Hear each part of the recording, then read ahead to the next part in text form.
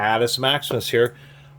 Titled this Vintage Williams or Williams S-52 SuperRatchet Gen 1 versus Gen 2, because I didn't know that there were two different generations of these old J.H. Williams. I believe these were made before Snap-on owned Williams.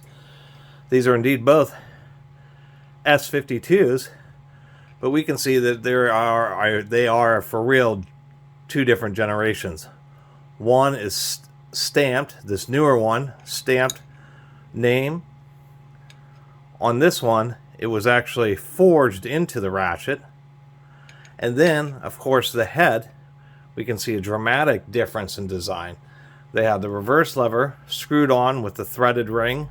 3 holes on this threaded ring, which is kind of interesting. On the newer one, they integrated the switch and then used this kind of 4-prong lock ring in it. This style has been a bear. I found a couple of these Williams. I've never been able to get this ring out. On this older one, it's actually already loose. But I suspect that's why they did the update, was just to actually make it a bit more robust and to seal it up. Of course, this lock ring, having holes in it, allows for more debris to get in there. Secondly, having a screw retain the reverse switch is begging for it to get loose, and maybe the reverse switch just isn't quite as durable. If you really drop it and you happen to hit on one of these lugs here, could break one of the lugs off. So I suspect those are the reasons that Williams decided to update it, because they were really trying to be a top-notch tool company. And so moving to this design just means the switch is more retained. Instead of having like these wings come off, it's all, one integrated piece. So it just makes it a heavier duty ratchet. The anvils on these are pretty tight. That's pretty tight. And that is just a touch looser, but still pretty tight. Pretty easy to reverse the direction here. And we can hear, sounds like there's two different sounds. This is going to be an SK rocking pawl round head design, but it's going to have 2 pawls in it. So let's take a look inside these. But I thought it was just kind of interesting. It's pretty rare that you run in the ratchets where it's the exact same model number, yet 2 pretty distinctive designs and forgings. With power tools, you have Type 1, Type 2. It's much more common to have revisions. It's the same thing as software revisions, where there's some type of issue or update, so they just do Type 1 or Type 2. Milwaukee keeps track of it via serial numbers. Makita dates their tools. As far as the ball detent on these are Williams. I wouldn't say that they're snap-on, but they're near snap-on. These have, both these ratchets have, actually this newer one is snap-on type. What I mean is, if you have greasy hands, you're not getting the socket off. You're trying to find a screwdriver to pry the socket off the tool. And to avoid any degree of sacrilege, I am using a Williams DS4 screwdriver to work on this Williams ratchet. Screw wasn't too tight. A little bit of corrosion in there.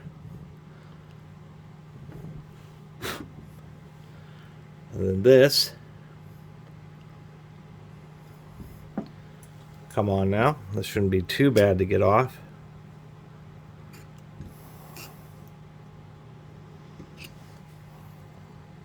Well, this reverse switch is either just straight rusted on there or it's a press fit, which is kind of interesting. Let's see if I can't just unthread it and get it apart this way.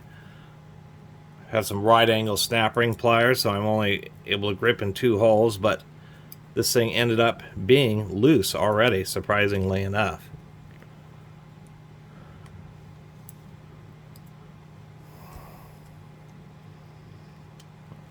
And it'll take just a minute to get it apart here. There we go.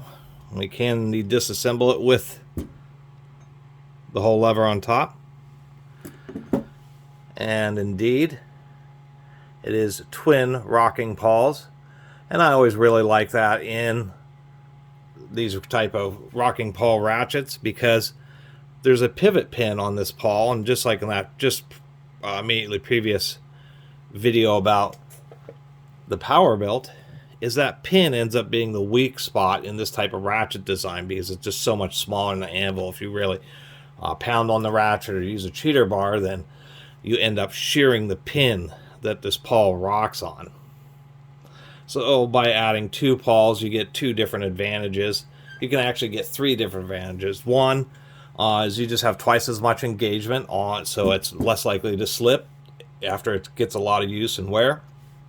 You get a lot more strength because you have 2 pins taking the load. And on some ratchets, what they do is they actually ever so slightly offset these pawls. So you can have something coarse like this, which looks like maybe a 36 or a 40 tooth. But if one is slightly offset, then that can immediately turn this into like an 80 tooth equivalent. Anyway, not a lot else going on since I wasn't able to take apart this slightly newer S-52. At least this one was slightly easier to disassemble. And yes, indeed, this is a separate cap that goes over the body of this. So this switch just happens to be, just really stuck on there. And I didn't want to pry too much. I didn't want to risk actually breaking this, either breaking a tab off or breaking this in half, trying to wrench the switch off. That would be unfortunate on such an old and not easy to find ratchet. Anyway, that was just my little comparison. Now this Williams is going to have the same, dual pawl design. It's just that they updated the whole top case and everything and had a new forging to actually upgrade the ratchet so it was more of a super ratchet rather than the older super ratchet. Anyway, really appreciate everybody's been watching and subscribing, and if you haven't subscribed, please do. Until next time, Catus Maximus out.